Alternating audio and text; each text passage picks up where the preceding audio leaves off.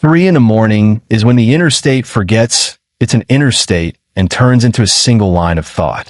The radio goes quiet, the truck hum takes over, and the sodium lights at the ramps look like campfires you're not invited to. Ask any driver who hauls through that hour. We talk about fuel prices, bad dispatchers, and the weather. But when the coffee is hot and the mirrors show nothing but our own marker lights, the stories start. They're the kind you only tell in the cab with the curtains drawn after you've checked the lock twice and killed the dome light. They're not jump scare stuff. They're the little wrong things that keep happening until you can't call them coincidences anymore. 11 of them have stuck with me, told over pie at places that no longer exist, and whispered on Channel 19 when a way station sign says closed. Believe them or don't. The road doesn't care. But listen long enough, and you'll start to notice mile markers that don't add up, voices that know your name, and exits that weren't there yesterday. You'll learn the difference between lonely and not alone. And you'll learn why the drivers who last keep their eyes moving even when there's nothing to see.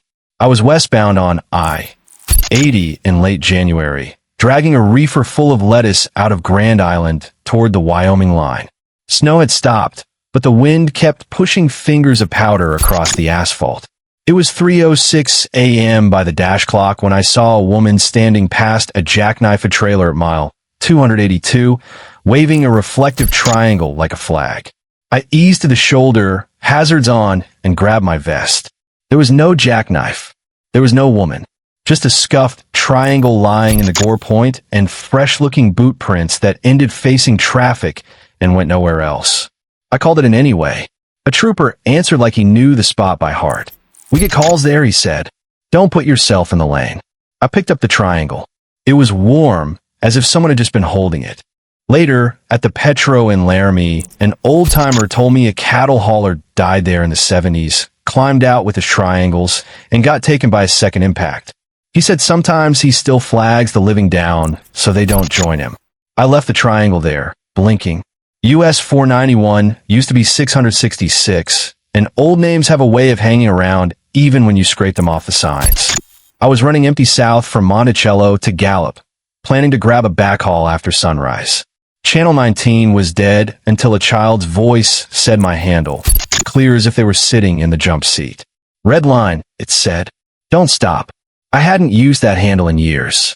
I clicked the mic, asked who was on. Nothing. I killed the radio and kept rolling. A mile or two later, a dog loped along the shoulder, gray and rangy, matching my speed. Its eyes reflected red then green, like it couldn't decide what it was. At Shiprock I weighed out of habit. The scale ticket printed 2,000 pounds heavier than my trailer should have been. I rolled off and tried again. Back to normal. At a love south of Gallup, a younger driver asked if I'd seen the runner. "Which runner?" I said. "The one that never gets tired," he said. "My granddad said don't stop for it, even if it looks like a person." The radio stayed quiet the rest of the night. West Texas will make a believer out of anybody who thinks nothing is out there. Between Van Horn and Fort Stockton, the sky's so wide it can play tricks on you. I was heavy with pipe, cruise set at 63, when a pair of headlights appeared way back in my left mirror and just sat there, matching me, not gaining, not losing. No one else on the road. 10 minutes. 20. I dropped 2 miles an hour. The lights did too. I blinked the left signal and eased toward the rumble strip to invite the pass. They hung back. At the overpass for a farm road, everything went dark for a heartbeat as the bridge shadow covered the glass. When the light returned, the mirror showed empty blacktop. I felt something in my chest loosen. Then the lights reappeared, not behind me, but beside me, pacing, no engine, no wind noise, just a glow on an empty lane. I looked straight into an empty driver's seat. Then they slid forward and lifted into the dark like pulling 2 coins out of a hat. DPS later said I'd seen heat mirage. At 3 a.m., it felt like attention. Florida's Alligator Alley is a straight line with water on both sides and fog that moves like it's alive. I was eastbound, midsummer, a storm flashing to the south without any thunder. I took the rest area before the tolls to stretch. 3:08 by the phone. A man stood by the vending machines in khaki pants and a white shirt, bareheaded, soaked to the chest like he'd been waiting. He asked if I was going toward Miami. I said yes, but company policy, no riders. He smiled like he knew the rule before I said it, and touched the side of my trailer as I climbed back in. When I pulled forward, my mirror showed wet footprints step up the fuel tank and onto the step, then vanish. The step stayed dry. I checked the dash cam later. Nothing but lightning. A tow driver came in for coffee and said the Rangers hate that spot. A guy tried to walk it years back, he said. Didn't make it. Comes up asking to finish the ride. I left a bottle of water on the post by the machines and didn't look to see if it was gone. If Florida is all water and lightning, Pennsylvania is all rock and memory. Westbound on the turnpike near Sidling Hill, I tucked in behind a convoy of tankers to save a little fuel and kept the CB low. It was 3:03 and mist was hanging at the tunnel mouth like breath. Inside, the radio started repeating me. A second of delay, then my last sentence played back in a flat copy. I turned the squelch, then the volume, then killed it, but the copy kept talking. The emergency phone box inside the catwalk glowed as we came through, and its old metal handset swung, tapping the concrete with every sway. The convoy cleared daylight, and I breathed, but the echo followed us out like it had decided to ride shotgun. At the next service plaza, a retired turnpike worker overheard me describe it and said the abandoned tunnels farther west still throw voices around when the weather hits right. And sometimes the new ones remember. They're like coffins that learn to breathe, he said, and handed me a coffee for the road. Out west, emptiness does its own kind of talking. They call US 50 the loneliest road, and they're not wrong. Pull over at night, and you can hear your tires cool. I was hauling empty racks east toward Ely, watching the odometer chase the next hour, when the mile markers began counting backward. 112, 111, 110, then 111 again, the same battered face of sign with the same bullet chip on the 3. My GPS said I was moving forward, my hours ticked, but the road thought different. I passed a reflectorized distance sign pointing to a rest area that didn't exist on any map, with a name I couldn't pronounce and a little blue tent icon. I didn't stop because sometimes the smartest thing you can do is be boring and keep the wheel straight. In Ely, a cashier at the Shell said his uncle saw the same rest area in the 70s and pulled in, only to find himself parked in the same spot 3 hours later with the engine cold. California doesn't need darkness to be dangerous, but the mountain decides what you remember. Southbound over the Grapevine at night, I hit the brake check at Gorman and walked the tires, checking hubs with the back of my hand the way my trainer taught me. A CHP cruiser idle behind me.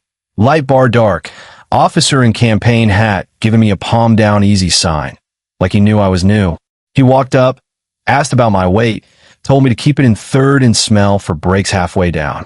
At the exit, my mirror showed no cruiser, no officer, and when I looked back at the pad, it was empty, dust still hanging where my tires had rolled. I kept it slow, and at the bottom, a mechanic at the Flying J told me his dad used to say there's a patrolman on that hill who never stopped working even after the brakes took him. Water again, but this time it holds you up and dares you to fall. The Atchafalaya Basin Bridge at night is 2 lanes of concrete hanging over black water, and the fog makes its own rules. I set my hazards, followed a leader, and felt the truck get lighter in places where the fog pooled like it was thick enough to push. Under my right window, out past the barrier, a string of lights moved in parallel with me, low and steady, like a boat pacing the span. I cracked the window to listen and got nothing but wet air and a low hum like a generator far away. When the fog lifted near the Henderson exit, the lights slid under me and were gone, and the leader on the radio said, "You see that too?" At the stop, a Cajun fisherman smoking by his pickup said the old camps out there still put their lanterns in the windows when someone's on their last ride, and sometimes the lanterns forget who they're waiting for. When the road climbs, fear takes on gears of its own. Eastbound on I-84 dropping Cabbage Hill into Pendleton, I had the Jakes on full and the gear low, following the advisory signs like scripture. Snow had come early, powder over packed ice, and the runaway ramps sat there like open mouths waiting to swallow pride. My Qualcomm chirped with a weather alert and then died, screen blank, just a faint backlight like a heartbeat. The CB filled with static that sounded almost like chains dragging. A voice cut through, old and tight, saying, Ease it, driver, 25 at the curve, the way an instructor does when he's seen too many crosses.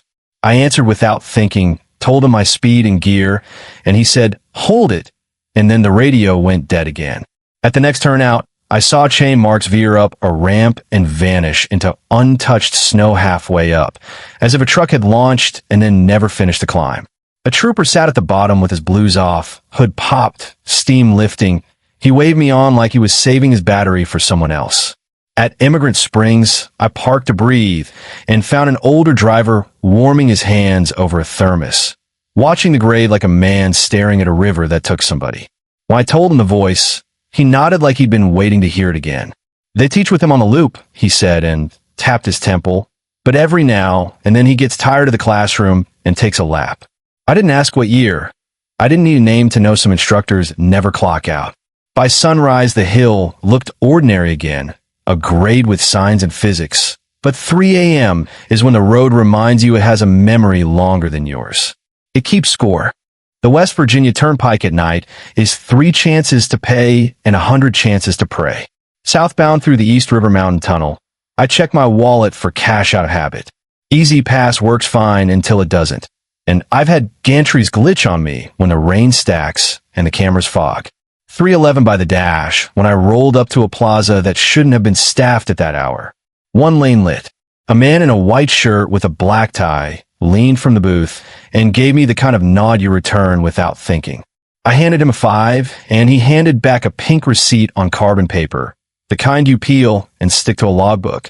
Keep it safe, he said, like he was talking about more than paper. At Tamarack, I ordered eggs and slid the slip across to the cashier. She smoothed it with her thumb and put on her glasses. The date field was stamped October 12th, 1989. I laughed, said the printer ink must be bad. Later I checked the dash cam. It shows my truck rolling through an empty lane. Arm up, the light's dead. The timestamp is right, and so is the part where my hand is out the window passing something to nobody. North of the Twin Cities, I-35 turns into a long inhale toward Duluth. Black pines on both sides, and a sky that looks like it forgot the sun. I was dragging paper rolls, heavy and polite, when the snow started to sift across the lanes in snakes. I set at 50 and watched for deer. A set of taillights appeared ahead, close and red, a four-wheeler riding too cautious. I backed off, gave space, and they slowed more. 30, 25. I clicked the mic to ask if they were okay, but the CB had that cottony quiet it gets when the ionosphere sits on it. I eased left to see if I could pass, and the taillights drifted with me, blocking. No brake lights, just a steady glow.